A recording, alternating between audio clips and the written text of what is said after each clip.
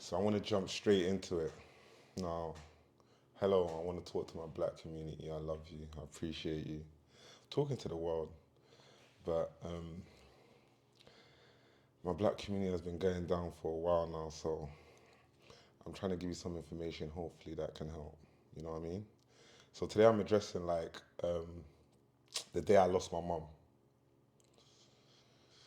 November the 11th, 2023. It was a crazy day. I was in my house, just doing regular things. Like, I can't remember. I think I was just chilling, probably arranging stuff in the house, just doing normal stuff. Then I think I went to the gym. I got the call. Was it the call? I got a call, but I went to. I don't know if I got a call. I was at home, but my brother ended up coming to my house. The moral of the story: my brother came to my house, my older brother, to tell me that my mom's passed away. Me and my brother are not really that great. We're not on good terms. The way he knocked my door was a bit like a police. Yeah, I'm just here to let you know. No, I'm lying. I was in the gym. He called me. I'm wrong. It was when my dad passed away that he knocked my door. So correction. What happened was I was in the gym. My brother's called me, and he said, "I'm gonna tell you something that's gonna change your life." And I was like, "What do you mean?" He said, "I'm gonna tell you something that's gonna change your life for the rest of your life, and it's never gonna be the same forever."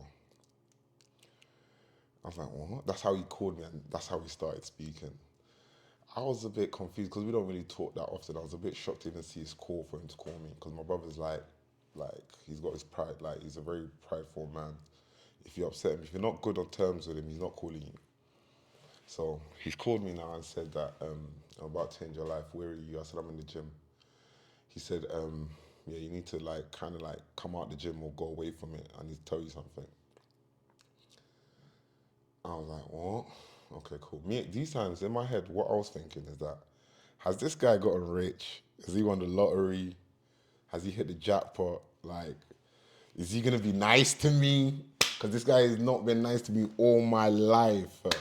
When I got sent back to Niger and I came back, I can't explain the things like me and my brother had issues after issues after issues. For me liking a girl, trying to speak to her, but I had the accent and they just mocked the whole thing. I was the arse in the situation. There's so many situations that, like, I can't lie to you. Me and my brother just kind of like bumped heads. When we bought a bike, a motorbike, all kinds of things were happening. You know what I mean? He fell off the bike, a situation happened, he was driving, he got banned. I can keep going on, and I had to try and take the charge for him. You know what I mean? I did. I tried to, but you know how the courts are. They're a bit weird. You know what I mean? But yeah, back to the situation. So he's called me, said to me, "I'm about to change your life. What I'm about to tell you, your life will never be the same again." So I'm thinking, money. I know, it's the Niger me, innit? Black boy in me, you know. Thinking this guy's about to throw me an M quickly, yeah, so I can start my life for real. Man, it was the actual opposite, man. This guy said to me, "Bro, not even bro, your mom's dead. Your mom's dead, fam." That's the exact words. Your mom's dead, fam. Yeah, kind of thing. And then he kind of like I don't even remember what he said after that. And then the phone just dropped. I was in the gym. I was mad. I was in like a pure gym. I need to take a moment for that one, boy, because even saying it, remembering it, reminiscing the moment. I'll tell anyone now, the day you get that call that your mom's gone, it's like so many things went into my head. I was thinking, how? When did she die? Like, has it just happened? Can we call an ambulance? Like, so many things. Like, I was thinking, why didn't I put on private healthcare? I helped her build like a guest house back home, and now she's never gonna enjoy that. I was thinking, instead of doing that, and I'll say it to any black kid out there, instead of building your mum something, put on some private healthcare, take care of her health, because if she's not alive, she ain't gonna enjoy anything you're gonna build for her. You know what I mean? That's the first advice I'm gonna give you. Um, I started thinking to myself like, how could I have changed this? What could I have done?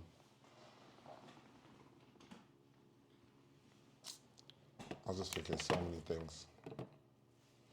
So many things. So many things. Like, what's gonna go on Niger? How am I gonna do Nigeria now? How are we gonna do the business? How is it gonna be between me and my siblings? Like, it was really my mom that was the glue that kept us even like being able to see each other. You know, like Christmas and New Year and all that. Without my mom, we're not really seeing each other. Um, it was a hard time for me. I'll be honest with you.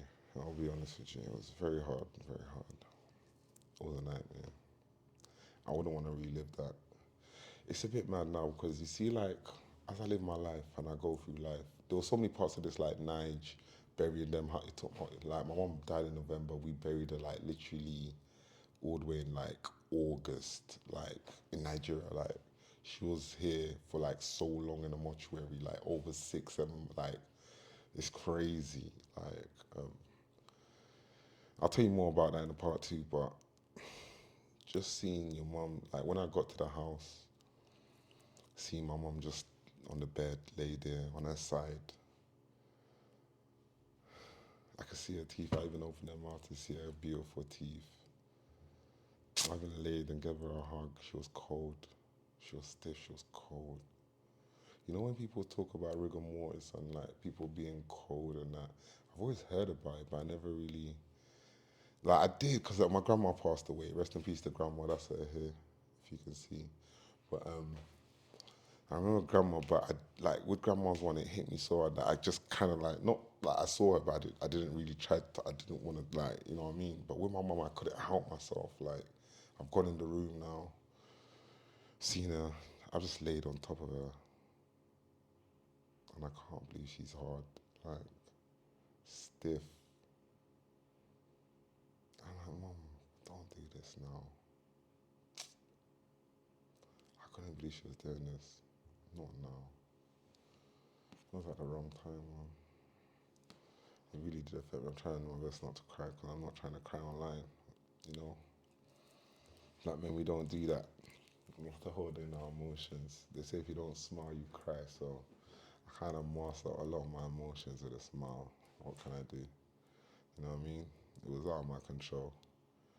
But just seeing her laid in the bed cold was mad. Knowing that, you know, like what those people call the coroners or the morticians or whatever they call them, that they come and they're gonna. My mom's not really a slim lady, you know what I mean?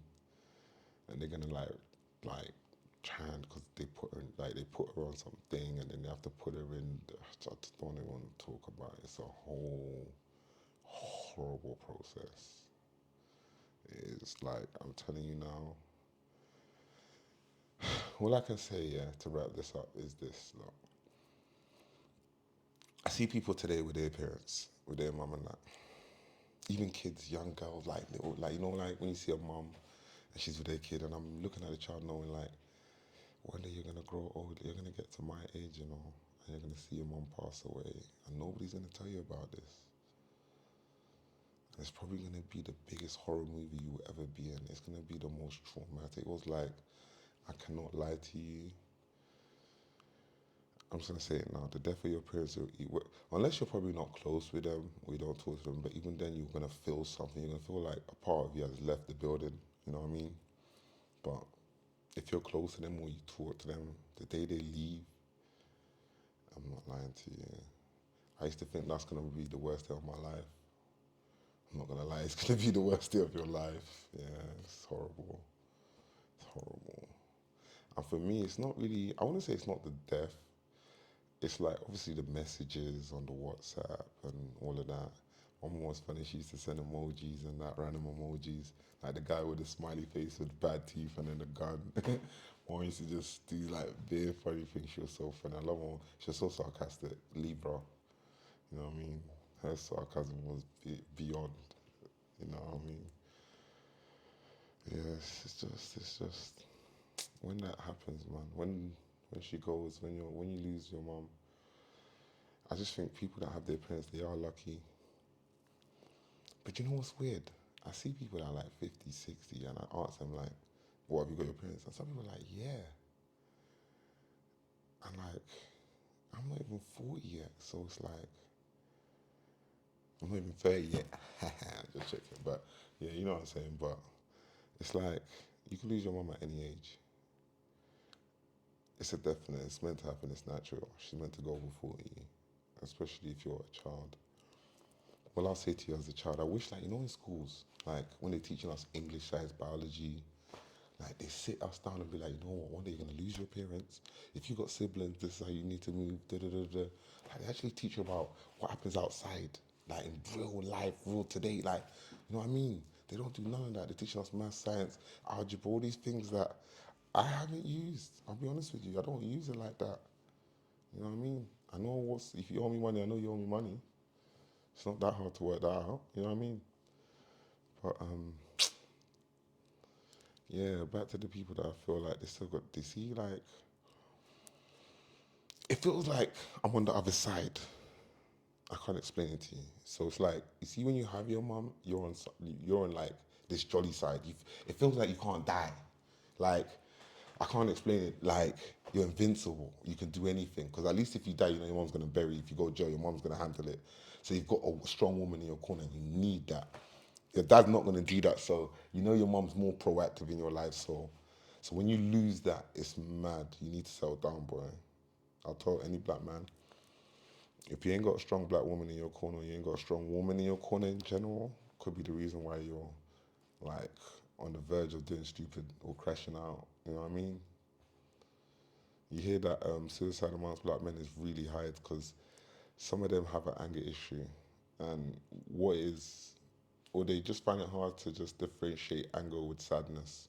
So when they're sad, they tend to use it as anger, which is not a good thing. Sometimes when you're angry, really you're just sad that the situation, or you're unhappy that it's gone that way, and you can communicate that. You don't have to always be angry. You know what I mean? Because sometimes when you're always angry, you might find it hard to keep people around.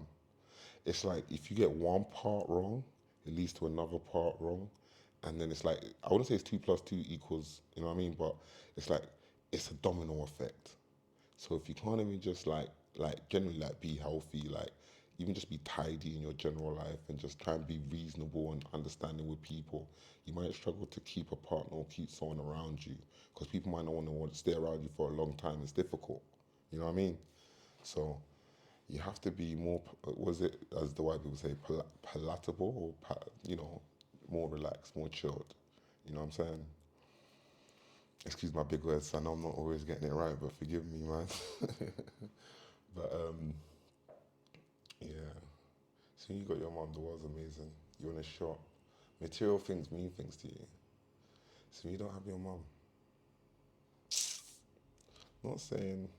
Just depends on the person and who you are. If you're strong enough, you can just fight through that. Some people lose people every day and they don't cry, so that's them in it. But